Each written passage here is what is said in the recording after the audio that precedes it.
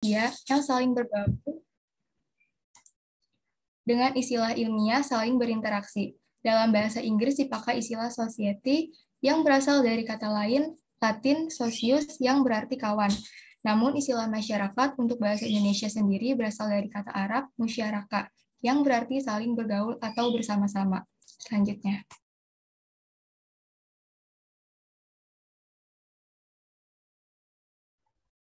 Assalamualaikum Ibu, izin masuk. Mohon maaf Ibu sebelumnya karena suara saya lagi bermasalah Ibu. Maaf kalau suaranya putus-putus. Izin melanjutkan. Ciri masyarakat. Yang pertama itu manusia yang hidup berkelompok. Ciri-ciri utama masyarakat adalah manusia yang hidup secara bersama dan membentuk kelompok. Kelompok inilah yang nantinya membentuk suatu masyarakat. Hubungan kelompok inilah yang nantinya membentuk suatu masyarakat. Hubungan sesama manusia ini dapat mewujudkan suatu kesatuan sosial. Mereka saling mengenali satu sama lain dan saling bergantung. Seorang manusia tidak mungkin dapat meneruskan hidupnya tanpa bergantung kepada manusia lainnya. Yang kedua, melahirkan kebudayaan. Keberadaan masyarakat dipastikan akan melahirkan kebudayaan. Dalam konsepnya tidak ada masyarakat, maka tidak ada budaya. Begitupun sebaliknya, masyarakatlah yang akan melahirkan kebudayaan dan budaya itu pula yang diwariskan dari generasi ke generasi berikutnya dengan berbagai proses penyesuaian. Yang ketiga, mengalami perubahan. Sebagaimana yang terjadi dalam budaya, masyarakat juga turut mengalami perubahan. Suatu perubahan terjadi karena faktor-faktor yang berasal dari dalam masyarakat itu sendiri ataupun dari pengaruh luar. Yang keempat, manusia saling berinteraksi. Di antara anggota masyarakat terdapat hubungan dan kerjasama yang selanjutnya berakumulasi menjadi suatu interaksi. Interaksi tersebut dapat terjadi secara lisan maupun tidak. Yang kelima, terdapat kepemimpinan. Dalam masyarakat dapat dipastikan ada unsur kepemimpinan. Dalam hal ini, pemimpin adalah orang atau sekelompok orang yang mengemban tugas dan tanggung jawab untuk memimpin dan bisa mempengaruhi orang yang dipimpinnya. Yang keenam, memiliki stratifikasi sosial. Ciri-ciri masyarakat terakhir ialah adanya stratifikasi sosial, yaitu meletakkan seseorang pada kependudukan dan juga peranan yang harus diemban dalam kehidupan bermasyarakat. Bisa di next.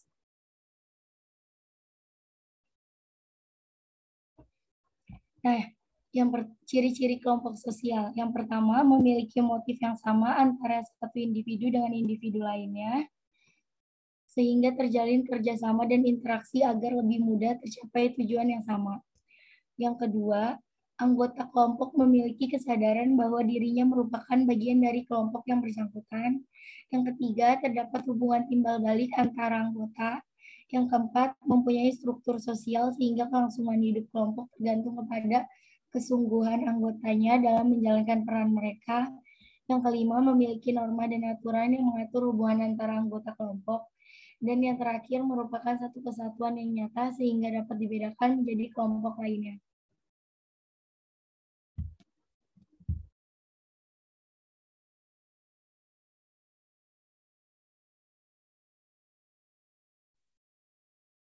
Baik, selanjutnya proses pembentukan kelompok sosial. Proses sosial merupakan hubungan yang dinamis dalam kehidupan masyarakat. Proses sosial seorang individu ditentukan oleh lingkungan sosial budaya yang bersangkutan. Sosialisasi atau proses sosial juga merupakan proses belajar atau penyesuaian diri dari seseorang. Hal itu berlanjut pada tahap mengadopsi kebiasaan, sikap, dan ide-ide dari orang lain, serta mempercayai dan mengakui sebagai milik pribadinya. Terbentuknya suatu kelompok sosial karena adanya naluri manusia yang selalu ingin hidup dengan orang lain untuk hidup bersama. Ada dua hasrat pokok yang dimiliki manusia sehingga ia terdorong untuk hidup berkelompok, yaitu hasrat untuk bersatu dengan manusia lain di sekitarnya dan hasrat untuk bersatu dengan situasi alam di sekitarnya. Secara kodrati, manusia dalam hidup harus bermasyarakat. Manusia yang hidup sendiri dianggap tidak wajar, bahkan mungkin bisa sakit jiwa atau mati. Selanjutnya, dasar pembentukan kelompok sosial. Yang pertama itu faktor genealogis atau faktor keturunan. Sebuah kelompok sosial yang terbentuk atas dasar persamaan keturunan biasanya orientasinya adalah untuk menyambung tali persaudaraan, sehingga masing-masing anggotanya akan saling berkomitmen untuk tetap aktif dalam kelompok sosial untuk menjaga tali persaudaraan agar tidak terputus. Yang kedua adalah faktor geografis. Kelompok tersusun atas individu-individu yang saling berinteraksi. Semakin dekat jarak geografis antara dua orang, semakin mungkin mereka saling melihat, berbicara, dan bersosialisasi. Yang ketiga, faktor teritorial atau daerah yang sama. Ketika seseorang merantau ke suatu tempat dan bertemu dengan orang yang sama, dan berasal dari daerah yang sama, maka orang tersebut akan merasa ada ikatan batin. Yang keempat atau terakhir adalah faktor kepentingan. Kepentingan di sini adalah kepentingan yang sama. Dengan adanya dasar utama, yaitu kesamaan kepentingan, maka kelompok sosial ini akan bekerja sama demi mencapai kepentingan yang sama tersebut. Selanjutnya, saya serahkan ke moderator. Ya, baik. Untuk selanjutnya kepada kelompok B dipersilakan untuk share screen dan menambahkan apa yang kurang dari kelas A. Kepada kelas B dipersilakan.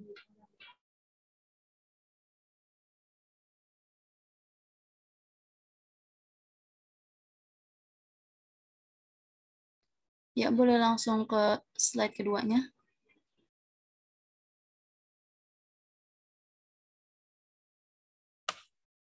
Ya, sebelumnya izin memperkenalkan anggota kelompok dari kelas B, itu ada Nadila Putri, ada Nida Dalilah, dan ada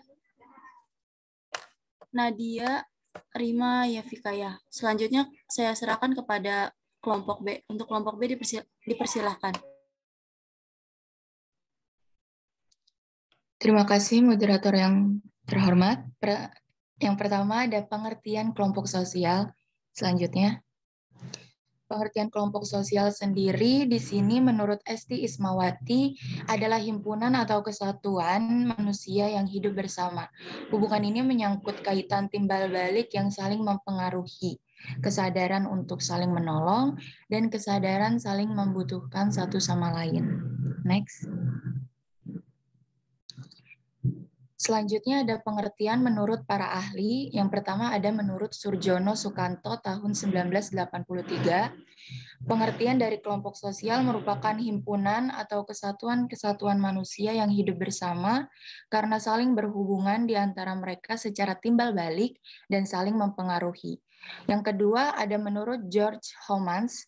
Kelompok sosial merupakan kelompok individu yang melakukan kegiatan, interaksi, dan memiliki perasaan untuk membentuk suatu keseluruhan yang terorganisasi dan berhubungan timbal balik. Yang ketiga ada menurut Paul B. Horton dan Chester L. Hahn, istilah-istilah kelompok sosial diartikan sebagai kumpulan manusia yang memiliki kesadaran akan keanggotaannya dan saling berinteraksi.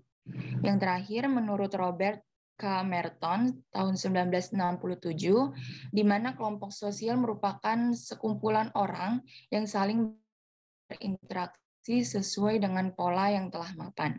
Selanjutnya. Lalu selanjutnya ada ciri-ciri kelompok sosial. Yang pertama ada memiliki kepentingan bersama. Lalu adanya interaksi dan komunikasi di antara para anggotanya. Yang ketiga, memiliki norma yang mengatur di antara hubungan para anggotanya. Yang keempat, merupakan satuan yang nyata dan dapat dibedakan dari satuan manusia yang lain. Next.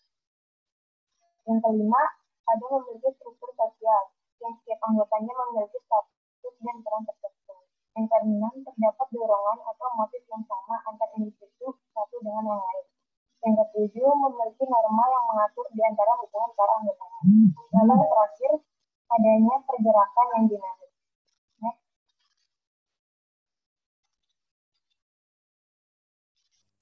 Selanjutnya ada proses pembentukan kelompok sosial.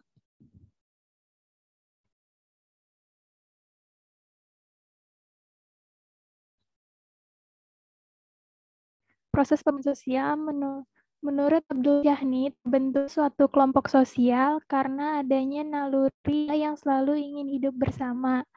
Ada dua hasrat pokok yang dimiliki manusia sehingga ia terdorong untuk hidup berkelompok, yaitu yang pertama ada hasrat untuk bersatu dengan manusia lain di sekitarnya, dan yang kedua ada hasrat untuk bersatu dengan situasi alam sekitarnya. Manusia membutuhkan komunikasi dalam membentuk suatu kelompok. Melalui komunikasi, orang dapat mengadakan ikatan dan pengaruh psikologi secara timbal balik. Proses terbentuknya kelompok. Pada dasarnya, pembentukan kelompok dapat diawali dengan adanya persepsi, perasaan, atau motivasi dan tujuan yang sama dalam memenuhi kebutuhannya. Dalam proses selanjutnya didasarkan pada hal berikut. Yang pertama ada persepsi. Masing-masing individu dalam kelompok perlu menyamakan persepsi bersama secara garis besar terhadap hal-hal yang penting dalam kelompok tersebut. Tujuannya untuk meminimalisir konflik antar individu dalam kelompok. Yang kedua ada motivasi. Pembagian peran yang adil dan berimbang akan memotivasi anggota kelompok untuk berkompetisi secara sehat dalam mencapai tujuan kelompok. Hal ini dapat memicu anggota lain untuk berbagi informasi dan ilmu pengetahuan agar bisa saling memotivasi diri untuk terus mengembangkan kemampuan. Yang ketiga ada tujuan. Pada aspek ini, kelompok terbentuk karena masing-masing individu memiliki dorongan untuk mencapai tujuan tertentu. Yang keempat ada organisasi. Pengorganisasian dilakukan untuk mempermudah koordinasi dan proses berlangsungnya kegiatan dalam kelompok. Dengan begitu, masalah apapun kelompok dapat diselesaikan dengan lebih efisien dan efektif. Yang kelima ada independensi. Kebebasan adalah bagian penting dalam dinamika kelompok. Kebebasan di sini mencakup kebebasan setiap anggota untuk menyampaikan ide dan pendapat dalam kelompok. Meskipun begitu, kebebasan harus tetap berada dalam norma dan aturan yang disepakati kelompok. Yang terakhir ada interaksi. Interaksi adalah syarat utama dalam pembentukan kelompok karena dengan interaksi terjadi proses transfer ilmu dan informasi. Hubungan antar individu pun jadi semakin akrab dengan seringnya interaksi dan berbagi susah senang bersama dalam keseharian. Baik, untuk selanjutnya saya serahkan kepada moderator.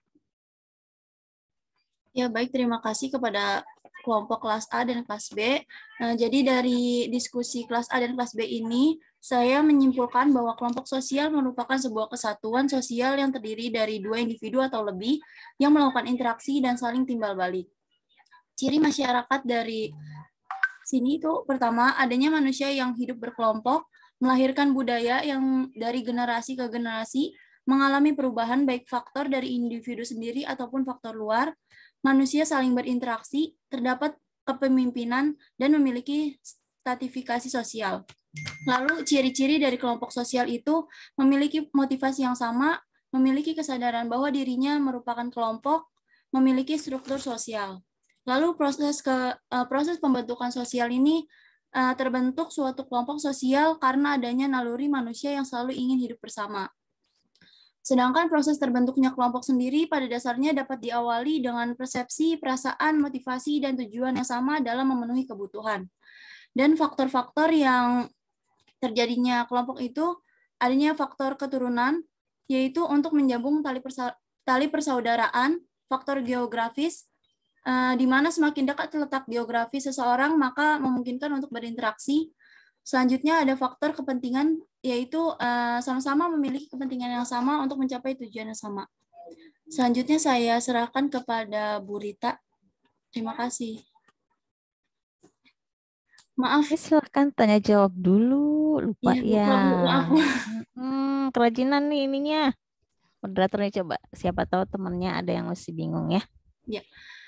Baik, selanjutnya saya akan membuka sesi tanya jawab. Yang terdiri dari 2 termin, di mana satu termin terdapat 2 pertanyaan. Untuk termin pertama, saya buka. Disilakan kepada teman-teman yang ingin bertanya untuk raise hand.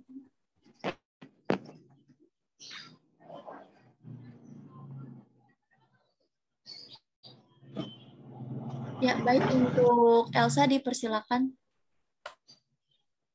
Baik, terima kasih moderator. Sebelumnya, saya Elsa Kumalasari dari kelas A. Izin bertanya, tadi di PPT kelompok 1 ada ciri masyarakat itu melahirkan kebudayaan. Nah, pertanyaan saya, apakah sekumpulan orang yang saling berinteraksi itu pasti melahirkan sebuah kebudayaan? Nah, kebudayaan yang seperti apa? Terima kasih. Ya, baik. Pada Elsa, selanjutnya kepada Adinda Cahya, dipersilakan. Baik, terima kasih moderator atas kesempatannya. Sebelumnya perkenalkan, nama saya Adinda Cahya Mutiara dari kelas 1 ANAR. Saya ingin bertanya kepada kelompok 2A.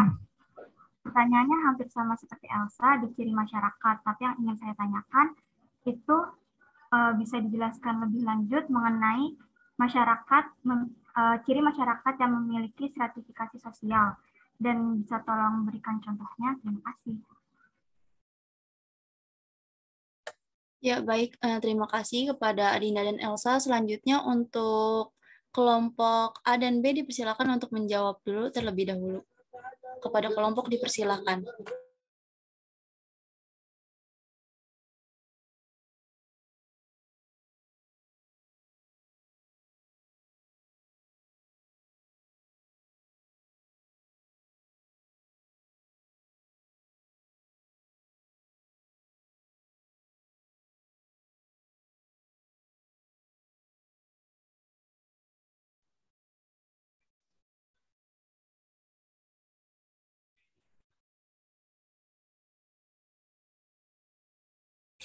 Izin moderator, izin menjawab pertanyaan dari Adinda Cahya.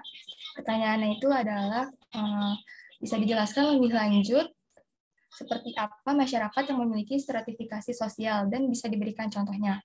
Jadi izin menjawab, jawabannya itu adalah stratifikasi sosial itu adalah pengelompokan para anggota masyarakat secara bertingkat atau vertikal. Contohnya itu seorang penjual makanan seafood kaki 5 yang sangat menekuni usaha kecilnya, sehingga ia bisa mengembangkan usaha makanannya yang kaki 5 menjadi sebuah restoran. Ia berhasil menjadi pengusaha rumah makanan seafood berkat kegigihannya dalam berbisnis. Dari hal ini bisa menjadi faktor terbentuknya stratifikasi sosial. Penjual makanan seafood kaki 5 mampu menempati lapisan sosial teratas setelah menjadi seorang pengusaha restoran seafood. Sekian jawabannya.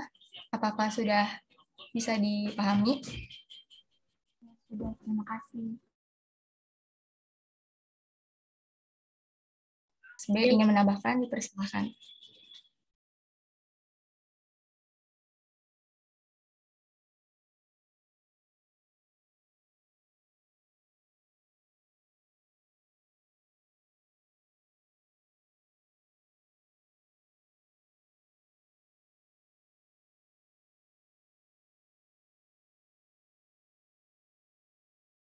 Baik, untuk pertanyaannya Elsa, saya ulangi kembali ya. Pertanyaannya Elsa, apakah sekelompok orang yang saling berinteraksi pasti melahirkan budaya? Budaya yang seperti apa? Seperti itu ya untuk kelompok kelas 3A dan 3B, dipersilakan untuk menjawab.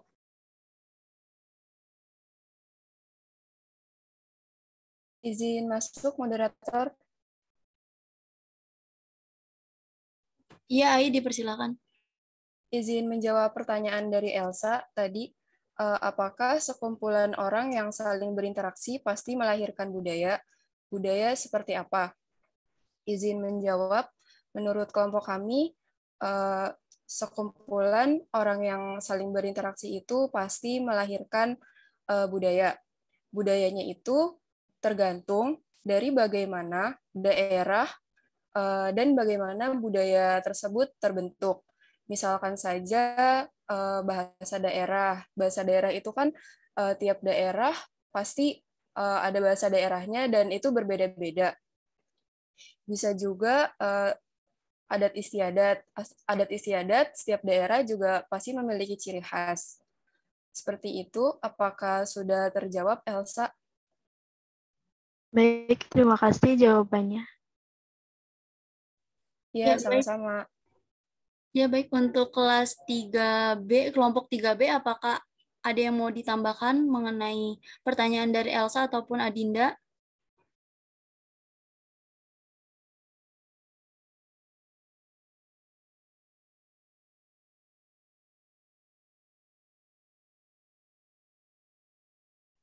Ya, baik, kalau sepertinya kelas 3B tidak ada tambahan, karena mungkin sama jawabannya. Untuk selanjutnya saya buka sesi tanya-jawab di termin kedua. Kepada teman-teman yang ingin bertanya, dipersilakan untuk raise hand. Terima kasih.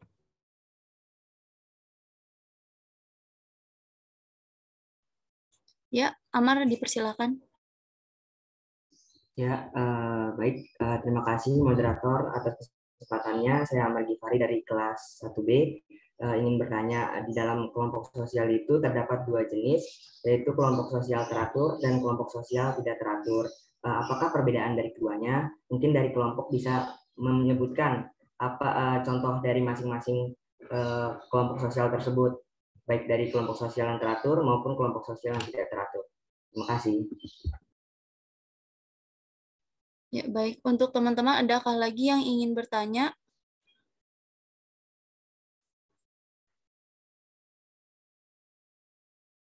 Ya, Ruth, dipersilakan. Izin memperkenalkan diri, saya Ruth Tresna Silitonga dari NERS 1B. Izin bertanya kepada kelompok 3B.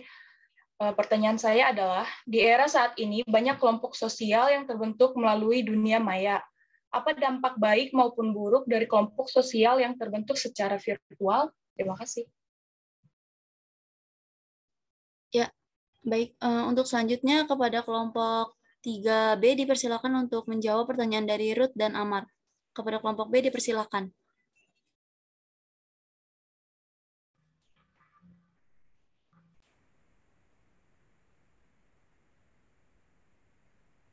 Baik, izin masuk. Saya Nadia Rimaya Fikaya. Izin untuk menjawab pertanyaan dari Amar. Pertanyaannya, dalam kelompok sosial terdapat dua jenis, yaitu kelompok sosial teratur dan tidak teratur. Apa bedanya dan berikan masing-masing contohnya. Jadi kelompok sosial teratur itu terjadi atas kesadaran, kesenjangan individu-individu yang membangun kelompok sosial tersebut untuk mencapai suatu tujuan. Sedangkan kelompok sosial tidak teratur terjadi karena ketidaksengajaan yang tiba-tiba tidak terencana seperti kerumunan yang tidak sengaja bertemu. Contoh dari kelompok sosial teratur itu, kelompok instansi pemerintahan yang memiliki struktur dan fungsi serta tugas yang jelas seperti kedinasan, perkumpulan pelajar atau mahasiswa seperti OSIS, BEM, terus partai politik juga. Dan untuk contoh yang tidak teratur, ada paguyuban atau komunitas yang tidak mengikat, sehingga kita bisa keluar dan tidak aktif kapan saja. Contohnya komunitas pendidikan dan literasi. Selain itu juga tempat nongkrong atau berkumpul seperti perempatan, tukang ojek, atau warkop-warkop. Dan bahkan kelompok sosial yang tidak teratur juga memasukkan media sosial sebagai salah satu sebab yang tidak ada aturan jelas dan tujuannya di dalam, bahkan dalam berkomunikasi tidak ada aturan tetap, hanya saja ada soal keinginan. Contohnya kayak WhatsApp, Twitter, Facebook, dan Instagram. Seperti itu. Apakah jawabannya sudah terjawab, Amar? Oke, baik. Terima kasih atas penjelasannya. Izin masuk, moderator. Iya, dipersilakan, Nadila. Saya Nadila Putri dari kelompok 3B akan menambahkan jawaban dari pertanyaan Elsa tadi, di mana pertanyaannya, apakah sekumpulan orang yang saling berinteraksi pasti merupakan kelompok sosial? Perlu diketahui bahwa sekelompok orang yang saling berinteraksi bersama tidak serta-merta dapat kita anggap sebagai kelompok sosial. Di mana ciri-ciri dari kelompok sosial sendiri itu ada individu yang berinteraksi mengidentifikasi dirinya sebagai anggota kelompok, serta memiliki kesadaran merupakan bagian dari kelompok. Kedua, pihak luar mendefinisikan individu yang berinteraksi sebagai anggota kelompok. Ketiga, terdapat hubungan yang sifatnya timbal balik. Keempat, memiliki norma dan nilai yang disepakati bersama. Kelima, memiliki rasa kebersamaan dan solidaritas. Keenam, memiliki kesamaan motif, visi, dan tujuan. Yang terakhir, bersistem dan berproses. Jadi, pada jawabannya, bahwa sekumpulan orang yang saling berinteraksi itu tidak serta-merta kita bisa anggap sebagai kelompok sosial. Terima kasih.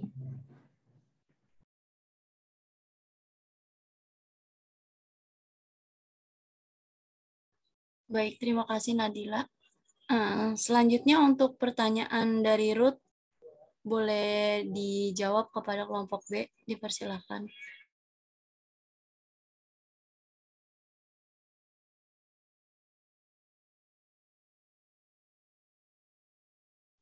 Baik, saya ulangi kembali pertanyaan dari Ruth ya.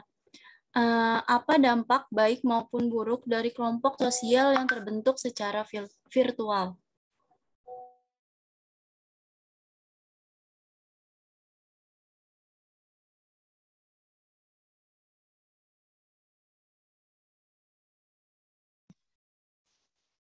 Saya izin menjawab ya pertanyaan dari Ruth. Saya juga dari kelompok 3B. Kelompok sosial yang terjadi di dalam virtual memiliki beberapa dampak, mulai dari dampak negatif dan positif yang tergantung dari kelompok sosial tersebut.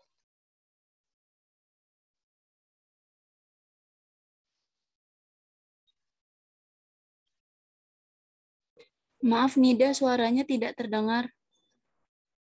Sebentar.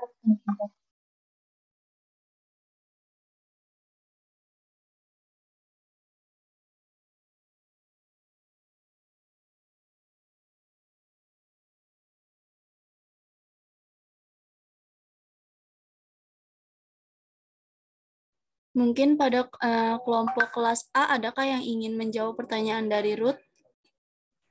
Izin masuk Sipen, izin menambahkan dampak baiknya itu untuk seseorang yang memiliki sifat yang dampak baiknya itu kayak kita mampu bersosialisasi melalui virtual, kita bisa dekat dengan orang lain, baik itu dari dalam negeri maupun dari luar negeri. Nah, kalau dampak buruknya itu berkurangnya sosialisasi secara langsung. Selain itu juga dampaknya ada cybercrime, penipuan, pengambilan data pribadi, dan masih banyak yang lainnya. Terima kasih. Baik, terima kasih. Apakah apakah Ruth sudah, apakah jawaban dari Amel sudah diterima, Ruth? Iya, sudah. Terima kasih. Kepada Nida, apakah ada yang ingin ditambahkan kembali?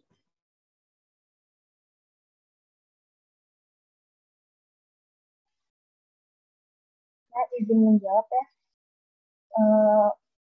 Memberikan dampak yang sangat positif terutama dalam melakukan interaksi baik secara sosial, politik maupun ekonomi. Penggunaan media memberikan kemudahan dalam berkomunikasi baik teman, keluarga yang tidak memungkinkan dilakukan melalui karena faktor jarak. Lalu dampak negatifnya, seperti yang kita lihat sekarang, dijadikan media untuk menanamkan kebencian, seperti cybercrime terhadap orang lain dengan mengunggah kata-kata atau gambar yang tidak seksi, sehingga terbangun rasa tidak senang dan benci terhadap seseorang. Apakah terjawab? Iya, sudah sangat menjawab. Ya, baik. Terima kasih kelompok A dan kelompok B. Mungkin sekian presentasi materi yang dibawakan kelompok A dan kelompok B. Selanjutnya saya serahkan kepada Bu Rita. Terima kasih.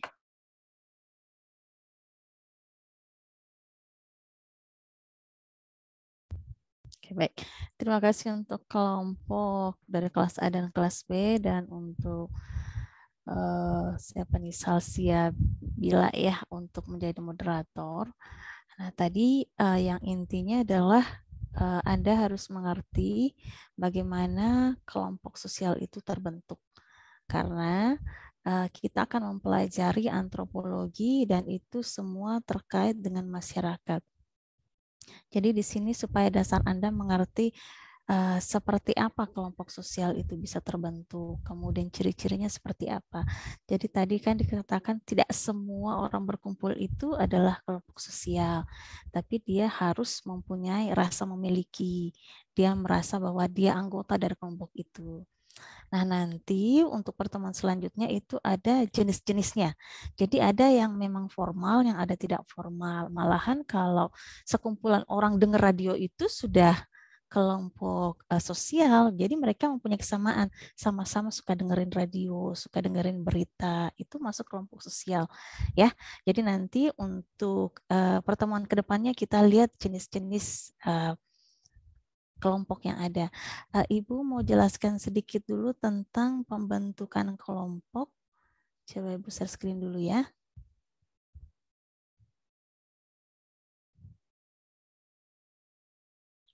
Nah, coba. Kelihatan nggak? Terlihat, Ibu. Slideshow nggak kelihatannya atau cuma PowerPoint biasa? Terlihat PPT-nya, Ibu. Oke. Ya udah, kalau gitu sekarang yang kenapa sih bisa terbentuknya nih? Karena sekarang kita topiknya adalah bagaimana kelompok sosial itu bisa terbentuk. Tadi udah jelaskan untuk bertahan hidup. Nah, di sini manusia itu adalah makhluk sosial. Dia nggak bisa bertahan sendiri. Makanya kita disebut makhluk sosial karena bagaimanapun hidup kita itu akan selalu tergantung dan berhubungan dengan orang lain. Kalau tidak ada manusia lain, orang atau nggak punya teman, biasanya orang itu akan depresi karena dia tidak ada tempat bersosialisasi, berdiskusi, sehingga hanya dirinya sendiri dan harus bertahan hidup. Kemudian meneruskan keturunan. Nah, ini untuk supaya semakin banyak keturunannya, nanti akan ada kelompoknya. Biasanya per suku ini ada yang seperti ini. Jadi dalam satu suku mereka harus menikahnya dengan siapa. Jadi ada syarat-syarat tertentunya. Kemudian efektivitas efisien kerja itu contohnya adalah yang perantau nih. Jadi misalnya ada yang misalnya dari Aceh datang ke Jakarta. Nah, di situ dia akan bertemu dengan orang Aceh semua yang ada di Jakarta. Itu rasa persaudaraannya itu akan tinggi. Atau misalnya orang Padang datang ke Jakarta. Jadi dia akan membentuk kelompok sosial perantau dari Padang misalnya. Ya. Nah, ini faktor pembentukannya adalah kedekatan. Jadi yang pertama adalah geografis. Jadi kalau misalnya tinggalnya di pedesaan, nah misalnya seperti ini atau dekatnya laut nih, itu akan terbentuk sendiri. Bahasa yang digunakan orang ini nih, itu akan sama. Karena mereka tinggal di tempat yang sama, berbagi budaya yang sama dan kebiasaan yang sama. Jadi kalau di pantai seperti ini, jangan harap Anda akan mendengar orang suaranya lemah lembut. Makanya kalau Anda perhatikan orang yang tinggal di pinggir pantai, itu kalau ngomong itu suaranya kenceng. Kenapa? Ini Anda bisa lihat suaranya itu saingan sama angin laut. Jadi kalau dia nggak kenceng suaranya, itu orang nggak akan bisa dengar. Makanya dia terbentuk kelompok sosial tersendiri untuk daerah perairan yang dekat laut. Dia akan membentuk budaya tersendiri, dia akan membentuk cara berbicara yang tersendiri yang berbeda. Coba nanti bandingkan kalau misalnya di perkotaan atau misalnya di daerah gunung. Itu akan lebih lemah lembut. Kenapa? Karena dia tidak akan suaranya bersaing dengan suara angin yang kencang. Kalau di pantai seperti ini nih, nggak akan ada yang Anda dengar orang suaranya lemah lembut. Bukan karena dia marah-marah, bukan. Tapi dia menyesuaikan dengan alam yang ada di sekitarnya. Makanya tadi bertahan hidup, kelompok sosialnya tadi untuk mempertahankan hidup. Nah, di sini mereka akan sama-sama untuk mata pencahariannya pasti akan sama, yaitu kebanyakan adalah nelayan. Karena memang kondisinya adalah mereka tinggal di pinggir pantai, ya. Nanti juga makanannya akan sama, itu Anda perhatikan. Kelompok sosial ini pasti makannya ikan. Jarang itu yang namanya makannya kambing, sapi, susu, itu jarang. Karena dia tinggal di daerah yang paling banyak mereka bisa mudah untuk mendapatkan makanannya adalah ikan laut. Jadi nanti kalau Anda kasih dia makanan tempe, nanti dia ngeliatin, kayaknya ini bukan lauk deh, ini cemilan. Karena kami biasanya makannya ikan. Kalau Anda kasih ikan sepotong, katanya, aduh, ini orang kok pelit banget ya ngasihnya ikannya sepotong. Karena mereka biasanya satu utuh banyak ikannya gitu. Karena perbedaan sosial yang membuat mereka terbiasa dengan makanan yang tertentu, kebiasaan tertentu sehingga terpola untuk kelompok tersebut. Kemudian tadi tempat tinggalnya, nah tadi nih yang saat yang merantau yang tadi Bu katakan. Coba kita nih yang merantau-merantau nih, ada nggak di sini yang bukan dari Jakarta atau misalnya bukan dari Bekasi? Ada yang dari Jawa nggak mahasiswa? Semuanya orang Jakarta atau orang Jawa Barat? Selain Jawa Barat dan Jakarta, siapa? Izin menjawab Ibu, saya Ibu. Dari mana? Dari Lampung, Bu. Dari Lampung. Marsanda dari Lampung. Yang lain ada? Selain dari Lampung, ada yang dari Indonesia Timur? Misalnya dari Papua, Maluku, Nusa Tenggara ada? Atau dari Sulawesi, Kalimantan, Sumatera. Nah, pada saat Anda datang ke sini, itu Anda akan ngerasa, wah iya, walaupun Anda nggak pernah nih, misalnya Mas Anda ketemu sama orang Lampung, nggak kenal, bukan saudara, bukan sepupu, tapi ketemu sama orang Lampung, itu rasanya itu sudah seperti saudara Anda. Ya, karena di situ adalah tempat Anda merasa asal yang sama. Sebentar dulu ya.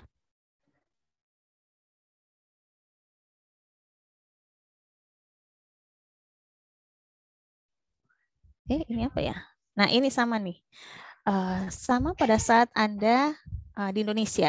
Pada saat Ibu kuliah di Korea, Ibu yang dari Indonesia itu terbatas. Jadi saat ketemu orang Indonesia itu seperti, walaupun kami nggak kenal ya sama sekali. Misalnya ada yang dari Jawa, ada yang dari Aceh, ada yang dari Papua, tapi karena bertemu di satu tempat yang jauh dan kami mempunyai kesamaan yang sama adalah kami dari Indonesia, itu seperti menjadi persaudaraan. Jadi biasanya ada organisasinya perkumpulan mahasiswa Indonesia ya. Jadi sama-sama untuk misalnya kalau ketemu nih makannya misalnya pakai sate. Jadi kami nggak makan kimchi, tapi kami masaknya adalah masak sate atau makan bakso. Karena memang itu adalah yang biasa kita dapatkan pada saat di tanah air. Coba kita lihat untuk yang lainnya nih. Nah, ini sama tadi yang geografisnya yang sama, ini sepertinya di Medan ya. Ini dari rumahnya. Mereka mempunyai tradisi yang sama, berbagi kebudayaan yang sama. Nah, apakah setiap berkumpul itu pasti ada budayanya? Hati-hati menggunakan budaya. Budaya itu turun-temurun dan biasanya yang baik. Jadi jangan misalnya, Bu, saya budayanya seperti ini karena kami sering ngumpul-ngumpul, kami budayanya ngumpul-ngumpul. Jadi budaya itu adalah turunan dari yang sebelum-sebelumnya, bukan terbentuk saat ini. Jadi kita suka salah mengartikan istilah budaya. Tapi budaya adalah pola kebiasaan yang sudah dilakukan bertahun-tahun, berpuluh-puluh tahun oleh generasi sebelumnya, dan itu adalah yang baik menurut kelompok tersebut. Jadi kalau ada budaya menurut Anda tidak sesuai dengan punya Anda, bukan berarti mereka salah. Karena mereka sudah melakukannya dan menurut mereka adalah itu yang baik. Tapi kalau buat kita nanti tenaga kesehatan Anda ketemu pola itu. Katanya budayanya seperti ini, Bu. Apakah bisa dilakukan atau misalnya ditindaklanjuti sedangkan itu bertentangan dengan kesehatan? Contohnya adalah yang dulu itu memberikan makan pada kepercayaan ibu hamil nggak boleh makan ikan. Ada yang seperti itu. Ya. Jadi katanya nanti anaknya cacat atau cacingan. Nah, itu yang harus kita perbaiki pelan-pelan. Karena Anda nggak bisa langsung, ayo Bu dimakan ikannya banyak gizinya. Nggak akan mau pasti ibunya. Karena mereka sudah terpola nih dari kakek, nenek, dari nenek, ibu, sampai dia selalu ditekankan di kepalanya tidak boleh makan ikan. Karena misalnya kepercayaan seperti itu. Jadi itu yang harus kita ubah pelan-pelan. Kalau misalnya dia tetap gak mau makan ikan, gak apa-apa. Kita ganti protein yang lain, misalnya telur. jamur atau tempe. Boleh seperti itu. Jadi nggak bisa memaksa untuk merubahnya secara langsung saat itu. Kemudian ini kesamaan. Jadi jadi kelompok sosial itu misalnya sama-sama agama Kristen, agama Islam, atau sama-sama misalnya ada yang suka naik sepeda bareng. Itu ada kan ya, itu kelompok sosial tertentu itu karena mereka suka kesamaan. Oh iya, saya masuk kelompok ini, naik sepeda. Jadi itu ada kelompoknya. Jadi nanti kalau misalnya Sabtu Minggu Anda suka ngelihat nih sepeda, ini sekelompok orang naik sepeda bareng-bareng, pakai seragam yang sama, baju yang sama. Itu kelompok sosial mereka. Ya, karena mereka memiliki rasa kebersamaan, mempunyai kesamaan yang sama untuk hobinya. Kemudian untuk kepentingan itu misalnya adalah partai politik. Jadi di Indonesia banyak partai politiknya. Jadi mereka mempunyai kelompok tersendiri, grup tersendiri, pakaian tersendiri. Sama dengan profesi, nih yang profesi. Kalau keturunan sama tadi ya, profesi itu misalnya kita sesama perawat nih, kita mempunyai kelompok sosial tersendiri. Misalnya ada perawat, ada bidan, sama nanti Anda ketemu dengan mahasiswa di Poltekkes, seragam Anda sudah beda sendiri. Keperawatan kelompoknya berwarna hijau. Ya kan, logo jaket Anda nanti akan berwarna hijau, logo Poltekkesnya. Kebidanan itu berwarna biru. Jadi Anda bisa lihat, oh iya dia kelompoknya adalah biru, berarti dia adalah kebidanan. Kemudian untuk yang fisioterapi misalnya warnanya merah. Tapi nanti Anda punya kelompok sosial yang lebih gede, yaitu Poltekkes Jakarta 3. Pasti akan jadi bersatu. Ya, jadi dalam kelompok itu bisa aja terdapat kelompok kecil-kecil. Jadi kepalanya adalah mahasiswa Poltekkes Jakarta 3. Tapi di dalamnya nanti adalah ada yang dari jurusan keperawatan, kebidanan. Nanti dibagi lagi di keperawatan. Ibu saya di D3, ini yang ada di ini itu beda lagi. Oh, ada yang RKI gitu. Tapi semuanya adalah satu. Makanya sama dengan tadi Ibu katakan yang merantau, yang dari kecil jadi pindah ke tempat yang lain, dia menjadi bersaudara. Jadi sama pada saat Anda nanti keluar dari Poltekkes, nggak ada yang namanya jurusan keperawatan, nggak ada yang namanya nurse atau D3. Orang taunya apa? Poltekkes Jakarta 3. Ya, jadi misalnya ada prestasi, orang akan tahu, oh yang berprestasi itu dari Poltekkes Jakarta 3. Jarang ada mengatakan, oh itu mahasiswa nurse tingkat 1. Mereka taunya ada Poltekkes Jakarta 3. Atau misalnya itu dari kebidanan yang D3-nya tingkat 2, itu jarang sekali. Karena yang kita lihat adalah kepala besarnya. Makanya yang harus kita jaga adalah pada saat Anda keluar mengatasnamakan, Anda nggak mengatasnamakan Poltekkes, tapi itu melekat pada diri Anda. Ya, jadi di diri Anda itu sudah ada capnya bahwa Anda adalah mahasiswa Poltekkes Jakarta 3. Jadi pada saat Anda keluar nanti akan ditanya, dia dari mana? Oh, dari Poltekkes Jakarta 3. Terlepas dari jurusannya apa, program studinya apa, tingkat berapa. Itu akan terkenal yang pasti cuma satu gedenya aja. Tapi kalau Anda di dalam nih, oh ternyata ada mahasiswa Poltekkes Jakarta 3 kena COVID. Dia dari jurusan mana? Pasti akan lebih mengecil ke situ. Oh, ternyata jurusan keperawatan. Gitu. Kita nggak ngeliat lagi apakah dia tingkat di prodi D3 atau tingkat 1, tingkat 2, enggak. Orang hanya ngeliat, oh iya kalau di Poltekkes, oh iya itu dari jurusan keperawatan yang sakit COVID, misalnya seperti itu. Ya. Ini yang tadi yang partai politik yang kesamaan, tujuan yang sama nih. Jadi mereka mempunyai nilai-nilai tersendiri, kemudian aturan tersendiri dalam kelompoknya. Nah ini kita kelompok sosial untuk perawat, ada yang namanya Persatuan Perawat Nasional Indonesia atau PPNI. Itu adalah organisasi untuk perawat. Nah di sini kita mempunyai peraturan tersendiri seperti apa perawat itu harus bersikap, kode etiknya itu diatur dalam ADRT-nya, kode etik dalam keperawatan. Jadi setiap kelompok itu nanti Anda akan menjadi, misalnya untuk PPNI Anda akan menjadi kelompok, masuk kelompok sosial PPNI.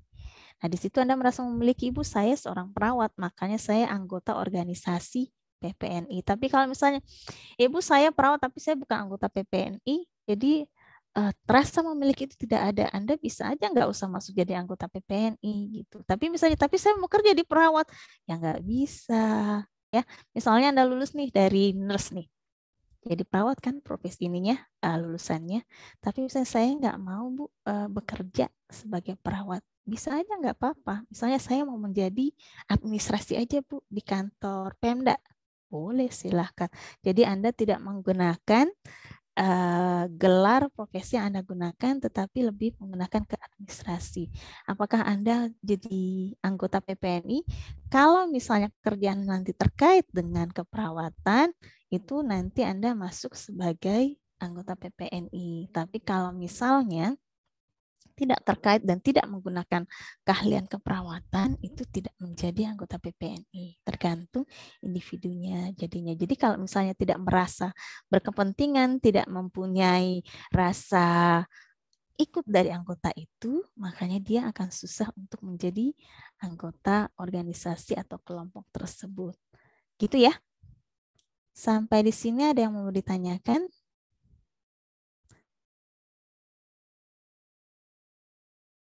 Ini hanya ininya saja prosesnya.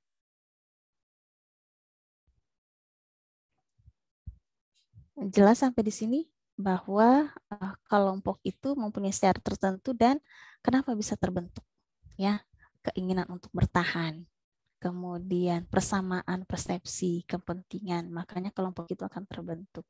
Dan itu biasanya dari diri, kalau selama Anda nggak mempunyai merasa sebagai misalnya, Bu saya kuliahnya di Australia tapi saya nggak merasa orang Indonesia.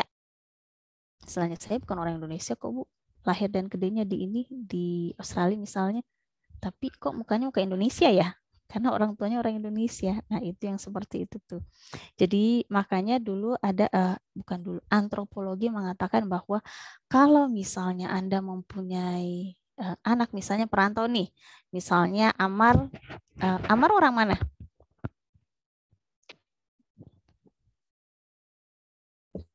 Orang asli Jakarta, Ibu. Jakarta. Kemudian merantau ke Papua. Ya.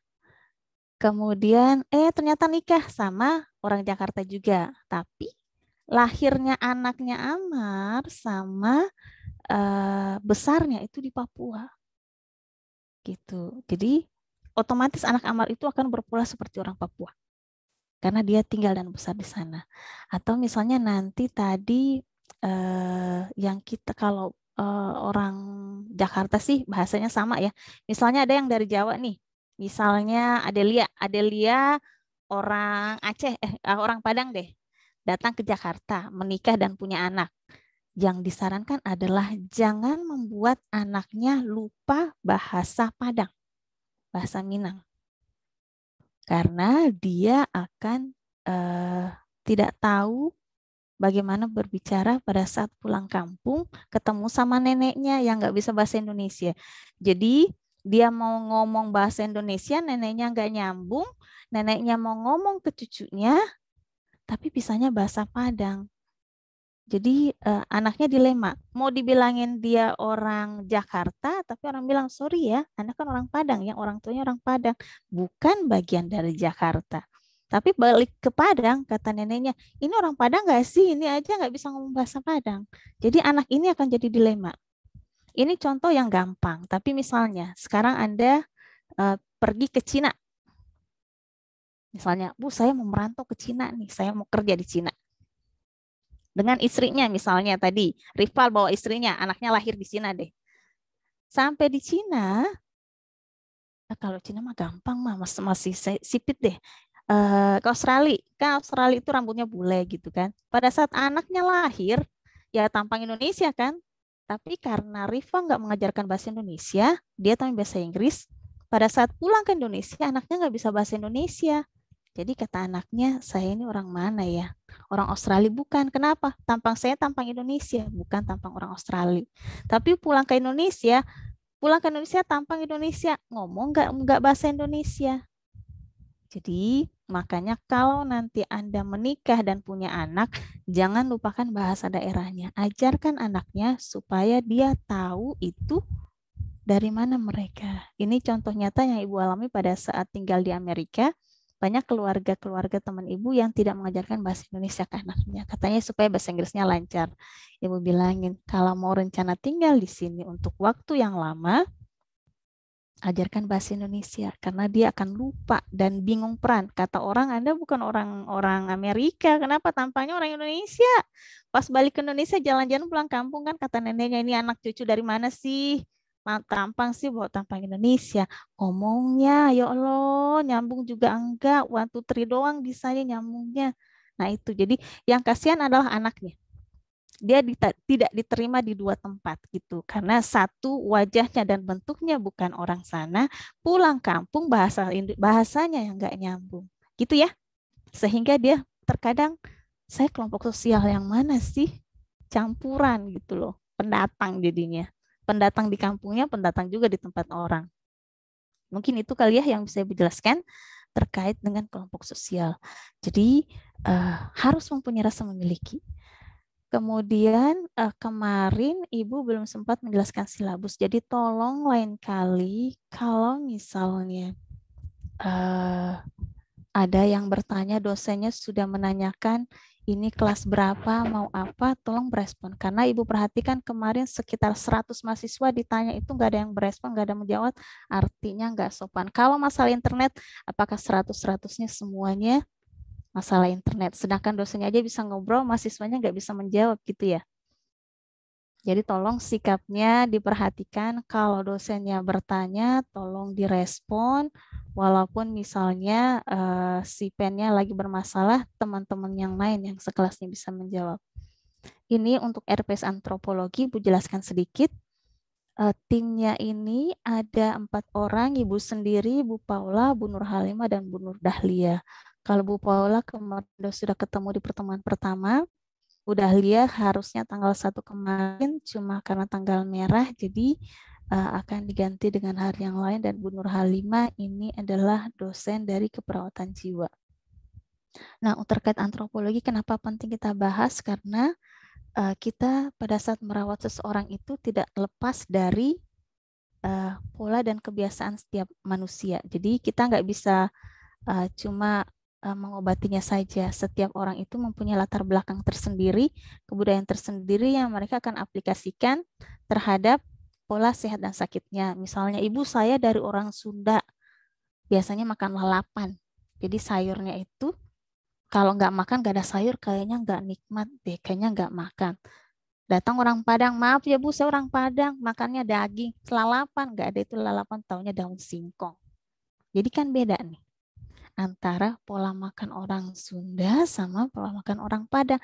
Yang satu makannya daging, satu makannya dedaunan yang ada. Jadi coba Anda ke orang Padang, yang penting dagingnya, bukan sayurnya. Makanya kalau ke rumah Padang, Anda paling dapatnya apa? Toge, daun singkong itu paling khas tuh. Kemudian sayur nangka. Coba kalau Anda ke restoran Sunda, semua sayur itu mentah-mentah semuanya ada. Kalau perlu daun singkong, kayaknya nggak daun singkong sih, terong, kacang panjang, kemangi, kol, itu semuanya ada tuh yang Anda pilih-pilih. Sampai bingung mau yang mana nih sayur-sayurnya. Tapi kalau restoran Padang kan beda. Nah itu akan pengaruh, ternyata orang Sunda karena kebiasaannya makannya sayur-sayuran mentah, masalahnya nanti banyak yang cacingan. Ya kan? Orang Padang karena makanannya adalah yang daging-dagingan, Anda bisa lihat kayaknya banyak hipertensi deh atau kolesterol karena pola makan yang berbeda ya.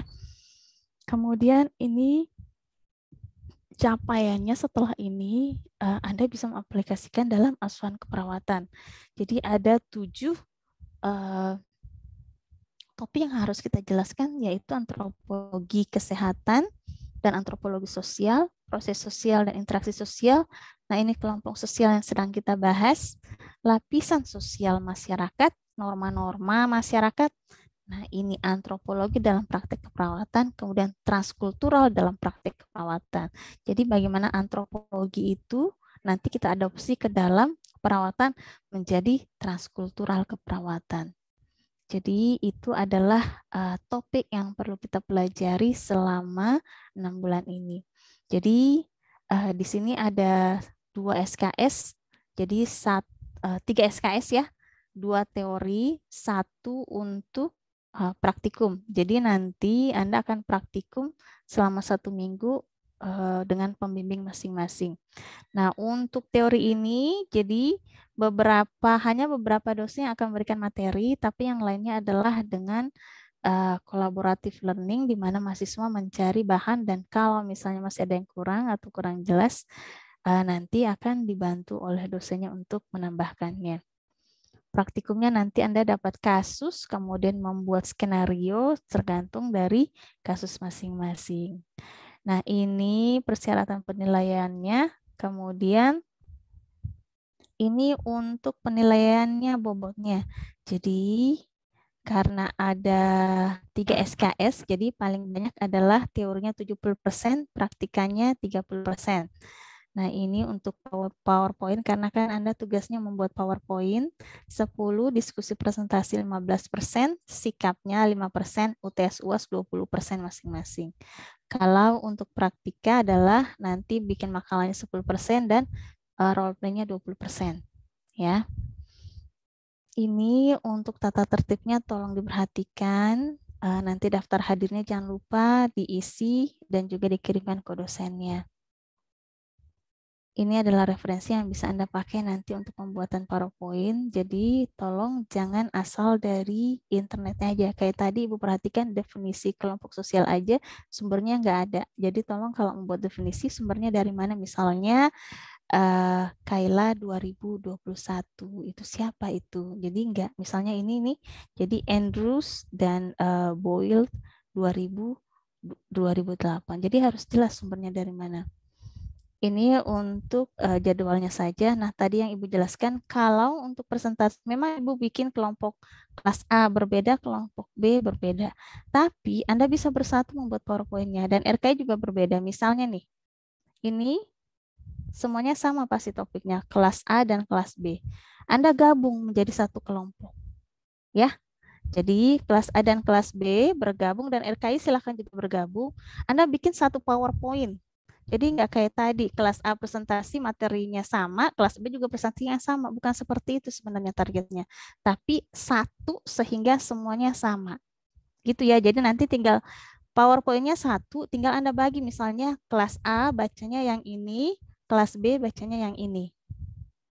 Jadi PowerPoint-nya nanti di depannya adalah kelas A, kelompok A, namanya siapa, kelas B, namanya siapa. Jadi PowerPoint itu satu. Untuk RKI juga sama nanti. Jadi ada RKI juga di situ. Jadi kelas A, B, dan RKI bergabung nih. Misalnya hari ini kan untuk besok deh.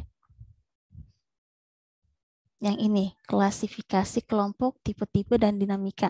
Ini kelas A, B, dan C, RKI bergabung menjadi satu. Ini kelompok 4 ya. Jadi kelompok 4 dari kelas A, kelas B, dan RKI gabung. Diskusi sama-sama, bikin satu PowerPoint.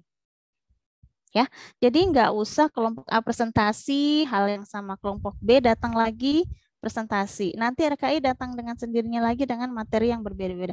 Tapi cukup satu PowerPoint aja. Jadi silahkan berdiskusi 3 kelompok ini membuat satu PowerPoint.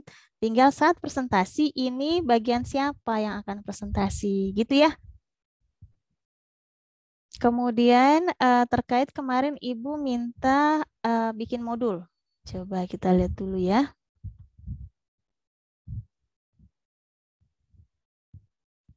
Karena nggak bikin makalah, tinggal melengkapi modulnya aja yang seperti ini. Kelihatan nggak modulnya yang Ibu ini tampilin? Kelihatan ya? Kelihatan, Bu. Jadi modul ini adalah kelompok tinggal menambahkan. Misalnya, bukan interaksi ya. Nih, kelompok nih. Jadi di sini kelas A dan kelas B langsung aja karena kan gabung nih. Pengertiannya apa, ciri-cirinya apa. Dari PowerPoint Anda tadi dimasukkan semua ke sini. Kalau ada gambarnya silahkan dimasukkan. Kemudian bikin kesimpulannya. Jadi tinggal kasih kesimpulannya apa dari materi ini. Tes formatif ini bikin soal aja, nggak usah dijawab. Jadi misalnya jelaskan jenis-jenis kelompok sosial, atau misalnya kelompok ini adalah, apakah jenis kelompok ini, misalnya Anda kasih contoh dulu, ya. Kemudian kepustakaannya dari mana itu. Jadi tiap kelompok nanti tinggal memasukkan ke dalam modul ini sesuai dengan judul masing-masing. Terus gimana dengan Bu Paula, Bu, yang bukan kelompok yang presentasi tapi dari Bu Paulanya?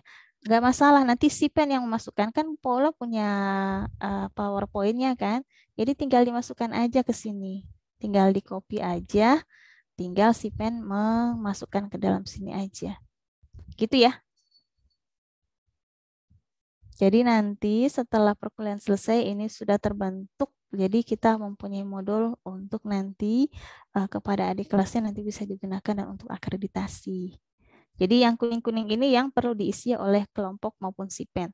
Jadi nanti filenya ini tinggal saran Ibu adalah Anda masukkan ke G Drive, nanti kelompok tinggal menambahkan sesuai dengan materi yang mereka punya saat itu. Sampai di sini ada yang mau ditanyakan terkait dengan kelompok sosial, RPS maupun tugasnya? Izin bertanya, Ibu. Ya.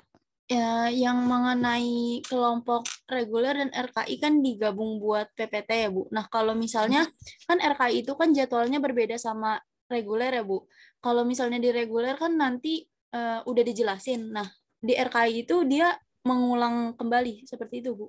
Nggak masalah, karena kan kelasnya beda, ya kan? Kecuali Anda satu kelas ini gabung sama RKI. Berarti mereka nggak usah ngejelasin lagi.